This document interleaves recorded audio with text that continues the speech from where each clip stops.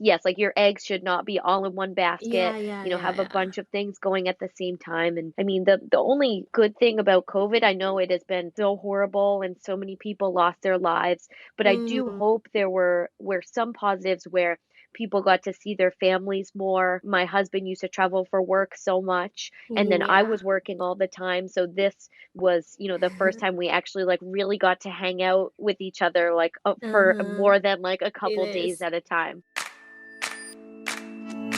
欢迎收听佩佩没在闹PeiPeiTalks，让我陪你去美国，陪你开店，陪你认识食品业，陪你聊天。今天这一集呢是英文访谈，再次邀请到在第9集的来宾 Chelsey 来跟我们录这集节目。那我先前情提要一下， Chelsey 是波士顿一个甜点店的创办者，主要卖的甜点是马卡龙，那在那里有2家分店。如果想要先认识更多关于这个品牌，可以回去第9集收听，或是到我的网站 PeiPeiTalks.com 找那一集的中文文字稿，我会把网址放在简介，有兴趣的话可以去看。那今天这一集呢，就如同标题上写的这样，因为在2020年的时候，美国因为疫情损失惨重，那其实看了蛮感慨的，就觉得说以前那个繁荣的样子，现在却安静一片，像店家不能开啊，只能提供外带，甚至有些撑不过就这样倒了。那好不容易现在美国那边有比较好转的趋势，撑下来的店家也都陆续营业恢复正常，反而台湾最近这波就又来了，让我也有点难过。尤其我前几天就骑车经过一个市场，就看到路上大家都戴口罩、戴护目镜或是防护罩，我就突然觉得有一阵鼻酸。那我也相信很多产业，尤其餐饮业，就直接面临到这样子的威胁和冲击。我就觉得说，大家真的都蛮辛苦的。上周我朋友就跟我说，你可以去访谈美国的店家，来说说这一年他们是怎么度过的。我就觉得蛮好的主题，所以就马上约了 Chelsey， 马上录音播出这样子，希望可以透过他分享的这些经验，让正在受影响的人们有一些支持，或是让大家知道说你不是一个人。那因为这集播出的比较临时，所以我也没有像上次这样有写一个中文的文字稿，我就直接把这集的内容简单翻译成中文版本，在最后做一个小整理。如果大家想要直接去听的话，也可以快转到差不多应该是25分以后的地方。那我们现在就欢迎 Chelsey。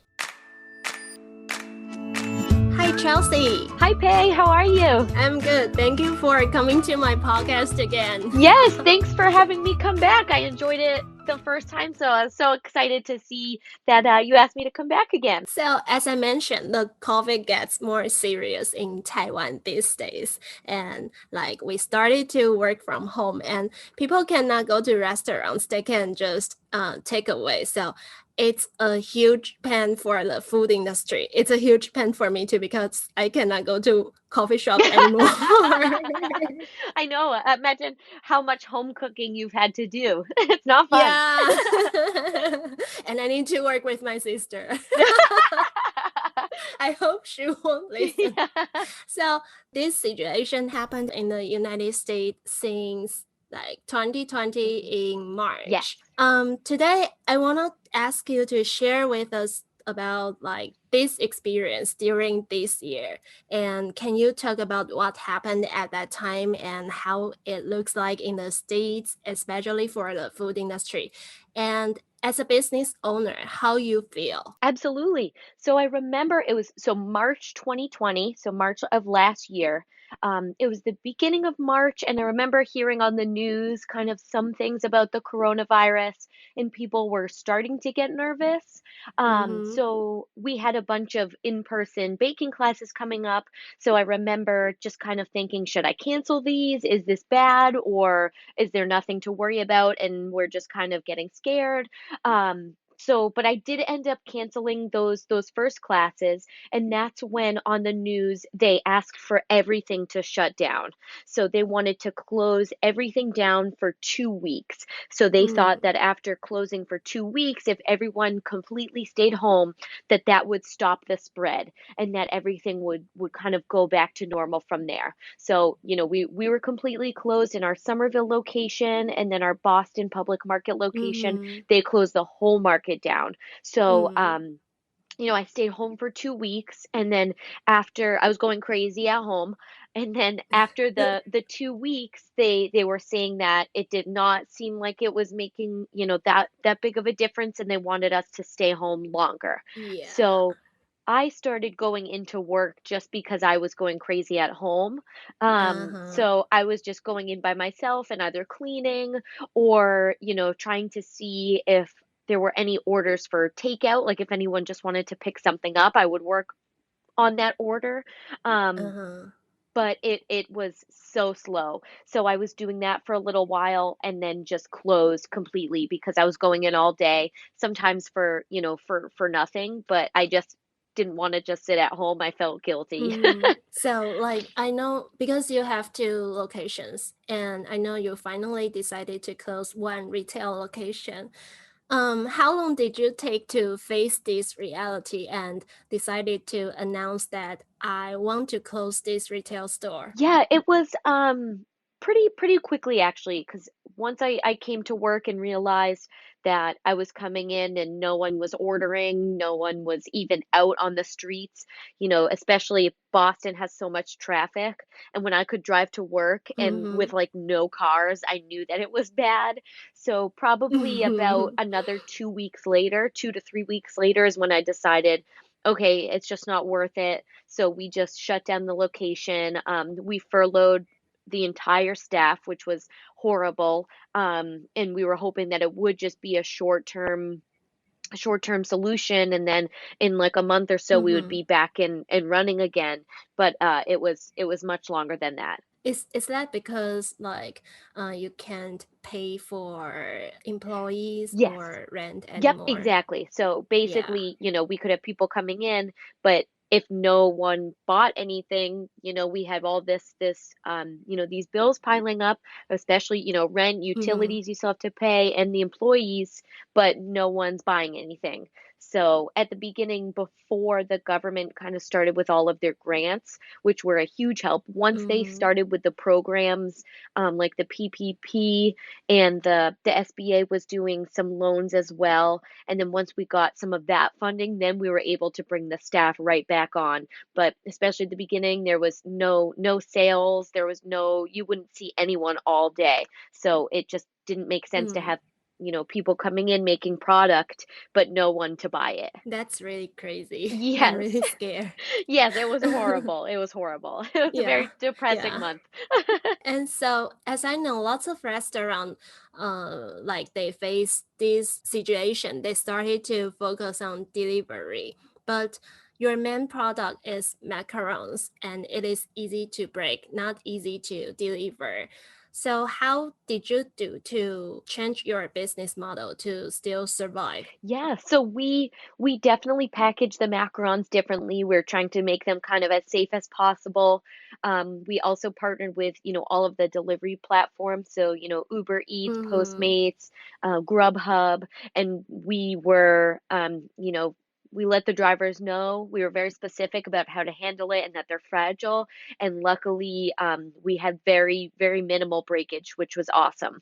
But then we also knew, those delivery platforms do take a large portion of that sale. Yes. So I knew that that couldn't be the only thing that we did. So I knew that our baking classes were always popular. So Mm-hmm. we started making like bake at home kits. Mm-hmm. So that way we would record a video and people could pick up or, have delivered the baking kit, Mm-hmm. then just follow along with the video and make something at home. Um, and we had some good response from that. So that kind of turned and developed into virtual baking classes that were Mm-hmm. live with me, and then also on demand classes for some of the subjects that would take longer than a few hours or had a lot of downtime. So we really kind of pivoted and we're focused more on the classes. Not so much the delivery, because especially at the beginning of COVID, people were getting deliveries, but people still felt uncomfortable getting deliveries from restaurants or from Yeah. grocery stores. And we weren't sure, if it could be, passed through food. So Yeah. we wore masks and gloves, but people were still nervous. Yes. So the classes were kind of that perfect way that I could still keep talking to people and do the teaching that I love, but safely. Yeah, so you've already have in-person baking classes, and because of the COVID, you started to do virtual classes and on-demand baking classes. Do you think, would people prefer in-person more, or is there any difference? So I think because of COVID, this was like the perfect in between. I think people understand that there is, a little bit missing when it's virtual rather than in person, because in person I can come up to you and then show you, take your hand and say, look, this is how you're holding the pastry bag. This is what you're supposed to be doing. So you do miss that a little bit. It's a little more of watching and just kind of following along at the same time, but everyone faces their cameras like towards their hands. So even while we're baking, I'm very easily able to kind of spot out if someone's doing wrong or if they're mixing wrong. So there are ways that I can still be helpful in that way and kind of cater it to the individual, even though I'm not grabbing your hand and saying, do this, not this. Can you explain more about on-demand classes? Because I won't know what is on-demand. I will call it online classes. Is there any different? Yes, yeah. So the virtual, like our online classes are through Zoom, and you get a link and then we all bake together at the same time.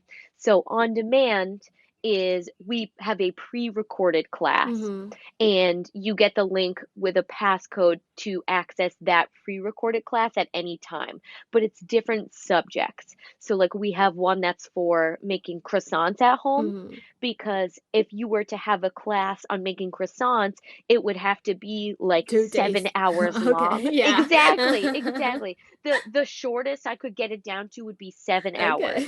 But that would be if we made the dough the day before. And so much of croissants is just waiting. It's like do a little work, wait an hour. Do a little work, wait an hour. So the on-demand was kind of perfect for that, because then, someone could purchase the kit, go home, and then, with their kids or family members, especially if everyone's stuck at home, they can work around their schedule, watch the video, and kind of pause as they go and do it at their own pace. You are so bad because you give me those videos, but I cannot eat them. Yes, you can. That's you've been taught well. And if anything goes wrong, you have my phone number, so you can call me in panic and I can so help lazy. you. Well, I'll just wait until it's safe to come visit, and then we can do another baking lesson together, or I'll just bake for you. I really hope when you do the virtual classes, I can be with you so I can eat all of them. Yes, exactly. Well, that's what I need. I need someone in the background, because once you make all this stuff, I don't want to eat it anymore. And with COVID, I don't see many people, so there's no one I can give it away to. So I'll make the food, and then you can eat it all. Yeah. So like you do those videos and you have to pre-record. There's some cost. Were you scared like this change won't succeed? Of course you wonder about that a little. And I think if it wasn't COVID, I would be worried about it more. But with COVID, it wasn't about hoping that it succeeded and that it becomes this long-term thing. It was really just about like almost like desperation. Like it's just about survival. So anything that you can do to get people noticing the business, not forget about us, of course, any revenue coming in. So to me, it was just, kind of throwing spaghetti against the wall and seeing what sticks, because I just was trying to get anything possible to get some revenue, so that way we could pay the rent, pay the utilities, because you still have to pay those even if you're Yeah. closed. So I wasn't really caring if it was like, successful how I would have thought of it before. It was really just, is this going to work at all? Yeah. And like since March 2020 to now, it's been more than 1 year. What did you learn from this stupid virus? Yes, I know. So many things. So in the business sense, I would say, not to be afraid to try something. Uh-huh. And if anything, it probably gave us businesses a little more freedom, because if you were to try this stuff normally, people might question it or be like, why is she doing this right now? Why Yeah. doesn't she just offer in-person classes? Why do we need virtual? Yeah. But with COVID, people understood, and I feel as if they were more open and receptive to you trying new things. And if next week they saw, okay, now, she tried to open these hours and that's not working, so now she's going to close and try some virtual stuff and then pre-orders. So people were just, a lot more understanding Mm-hmm. when things were different. And I think that was huge, especially not being so worried about what fits with your business at this time. Mm-hmm. I could have been like, well, we only do in person and that's what I'm really good at. So that's my business model and I'm going to stick to it. Mm-hmm. But the people who were hesitant to change and evolve, or hesitant to join a delivery service, went out of business, because you need to kind of let go Mm-hmm. of your super high expectations just to make it through this. Otherwise, you will have no business to come back to. Mm-hmm. This change a lot in every industry. Like people won't think they Yes. can work from home, or like personal brand stuff more and more popular. Absolutely. Absolutely. You just see the importance of it rather than just kind of the business as a whole. Absolutely. Or like you cannot just work in one company. You may have hmm to have other characters. Yes, yes. Like your eggs should not be all in one basket, have a Yeah. bunch of things going at the same time. And I mean, the only, good thing about COVID, I know it has been so horrible and so many people lost their lives, but I do Mm, hope there were some positives where people got to see their families more. yeah. My husband used to travel for work so much, and then I Yeah. was working all the time. So this was, the first time we actually like really got to hang out with each other, like for Uh-huh. more than like a It couple days is. at a time. So, as a business owner, what's your recommendation to do in your normal life in case any big change happens? Yeah, similar to what we were just talking about, don't have all of your eggs in one basket. You don't want to have just your retail walk-in, because then if anything happens to that, which it did, you would have nothing else. Mm-hmm. So don't be afraid to explore all these avenues, try new things, and if it doesn't work, that's okay. You have other things to fall back on. You just don't want everything to Mm-hmm. be, 100% reliant on one section of the business. And same thing, like just about finesse, Mm-hmm. is then, having my own personal brand, or having something as Chelsey, as me by myself. So if anything ever happens to finesse, in the future, then I'm okay. So just not being afraid to do a bunch of different things. That's okay. Mm-hmm. Just like you, like even though you sell pastries, but you've already have some baking classes, so it's easy for you to change in different way and still the same Yes, products. exactly. And also, it was an easy transition for us in COVID, because I had been, teaching some classes online, for a group of kids baking classes. Oh So it was yeah, easy for me. yeah, So I know it was probably so much harder for people who hadn't tried anything else. yeah. So even just, dipping your toe in the water of a bunch of things. So if anything Mm-hmm. happens, you're already sort of familiar with it, and it's Mm, not like starting from scratch. You at least, I'm so lucky I had that background. So I felt comfortable using Zoom, and I had my whole mm-hmm. camera set up for baking. So it just, if you're constantly trying new things, even just for a short period of time, then you're familiar with it and you can kind of put it in your arsenal, so that way if something happens in the future, you can kind of dig that back out again. Just like don't avoid to learn anything. Don't think about, oh, this is not my business. I don't need to learn. Exactly. Or if, my business is doing great just like this, so why would I need to change anything? But Yeah. you never know what's coming. I think this has made us all realize that. And I believe it would be very anxious. Is there any recommendation for how to calm down and don't be so anxious? I know it's very hard. Yes, yes, definitely. This has been, I think, even not just being a business owner, I think for everybody, like Yeah. mentally, yeah, mentally, this has been a really tough Mm-hmm. time. So I think, having friends and family to talk to. I know I spoke with other Mm. business owners, and that really helped, to know that I wasn't alone. I think that's kind of the only good thing about this situation is that it kind of brought people closer together because it wasn't just happening to my business or it wasn't just happening to me at home. It was happening to Mm-hmm. everyone. So when you could call a friend and they know exactly how you're feeling because they feel the same way too. Mm-hmm. So I think it was also hard as it went into the winter because in Boston, as you know, Oh yeah, yeah. it is So so depressed. cold, so depressing. It's cold and it's dark, and so at least, with the weather being nicer, you can at least be outside, which can Mm-hmm. help you feel better also. But yeah, it was Mm-hmm. a lot of work to try to stay calm and trying not to watch the news too much, just kind of get the crucial information and then turn the news off because Mm-hmm. the more you watch, the more scared you'll get. Um, Yeah.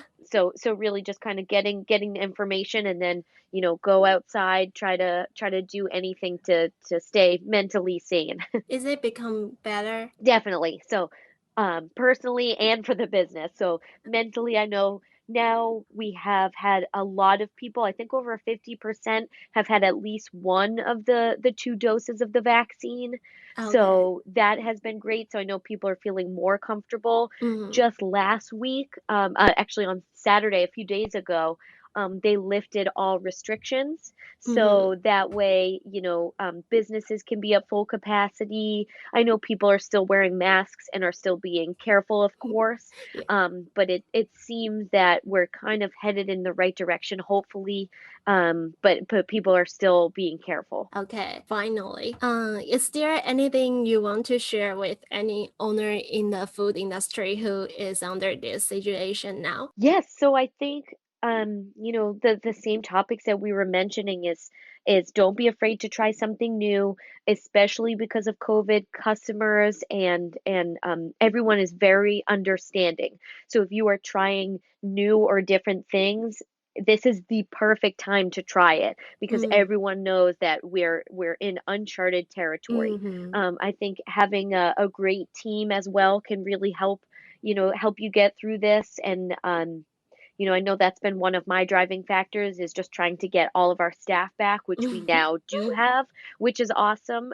Is just trying to get everyone back, check in with your team. So even if you did have to temporarily furlough some people, checking in with other people to make sure they're okay too. I know when helping someone else would help me feel better as well. Um, Mm. and don't take anything for granted, business or personal. This has been a kind of hopefully an awakening for people. I know it has been for me that, maybe I've been working a lot, a little too Yeah, much, and to have a little more kind of work-life yeah, balance you should. is important. This is a punishment for you. Yes, exactly. I know. I feel like this was all my fault.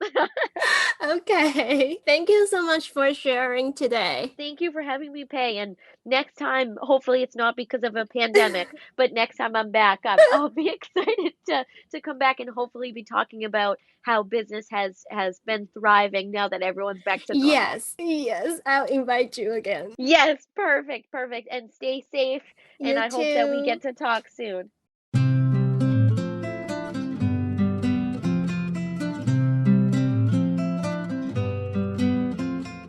一开始 Chelsey 跟我们分享去年美国疫情刚发生的时候，在3月初，那时候大家听到新闻就开始有点紧张，但又不确定说是不是真的那么严重。那他自己因为平常就也有在做一些烘焙课程，所以就本来有一些报名课程的名单，他也在想说到底要不要取消，后来还是决定先取消了。然后政府就开始说现在要封城2个礼拜，那大家也以为说这样就可以停止扩散，但是2周后并没有比较好，反而还一直严重，甚至持续这样子1年多。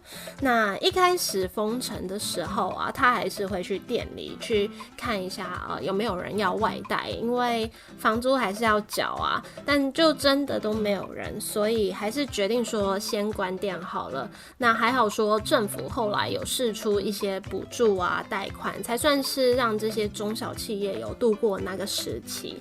再来就还是要面对现实，要想想看到底要怎么生存，总不能就这样关在家里。那因为他做的马卡龙是一个很容易碎掉的东西，就不太适合运送。因为像有些餐厅可能就开始转移到就是外送这一方面发展，但他的东西可能比较不适合，所以就也有调整一下包装，让它可以更妥善的被运送，或是说去跟更多的外送平台合作。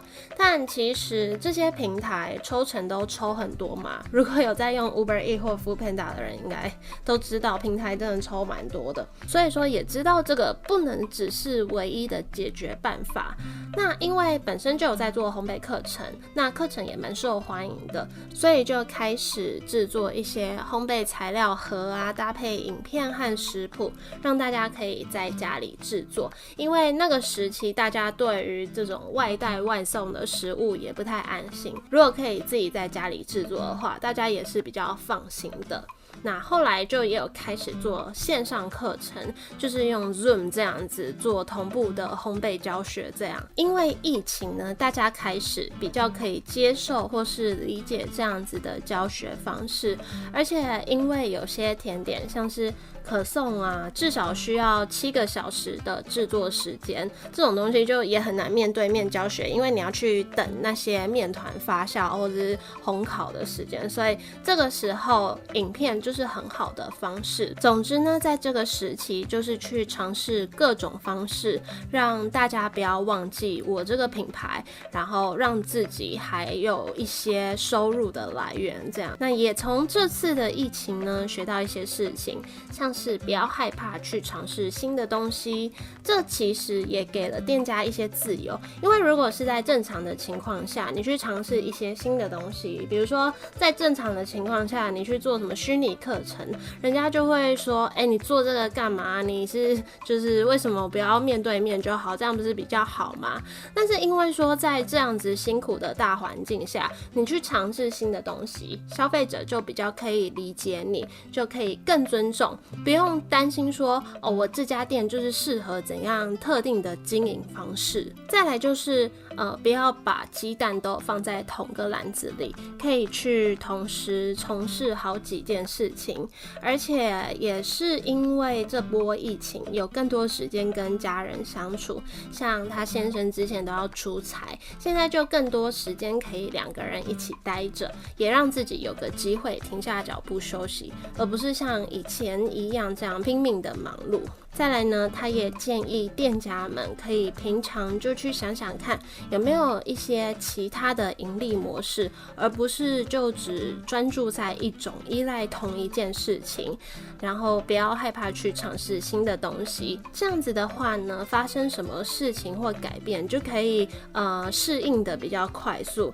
那因为平常就有在做各种东西，就像 Chelsey 平常就有在用一些摄影设备啊，或是教学，那在发生这样子的转变的时候，他在着手线上教学这件事情就可以比较轻松，就是不要去觉得说什么什么不关我的事，或是说我现在这样子的模式已经很好了，不用去改变什么。就应该说你平常尝试的东西越多样，那在一些事情发生的时候就可以越容易有个转机。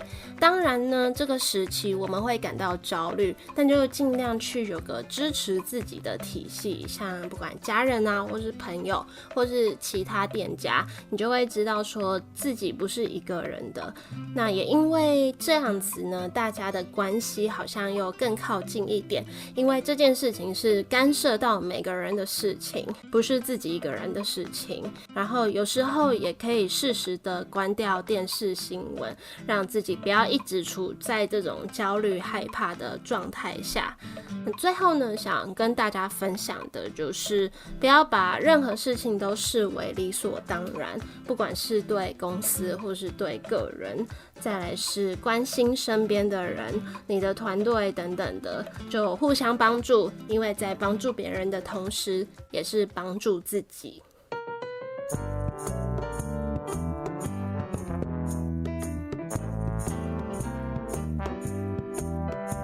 谢谢 Chelsey 这次特别的分享。那想听更多他创业的故事呢，可以回去第9集收听。也希望大家可以努力的撑过这段时期，记得要戴好口罩，要勤洗手，要用肥皂洗手，然后去哪里都要消毒一下。虽然说很多事情不是自己可以控制的，会感觉很烦躁、很担忧，我也是很烦躁、很担忧。但就也相信一切都会好转的。最后谢谢大家的收听，喜欢这集节目呢，也可以帮我分享出去，或是到 iTunes Store 留言让我知道你对这个频道的想法，也可以到我的 IG PeiPeiTalks 找我聊天，看我分享的日常。我们就一样下周一见咯，拜拜。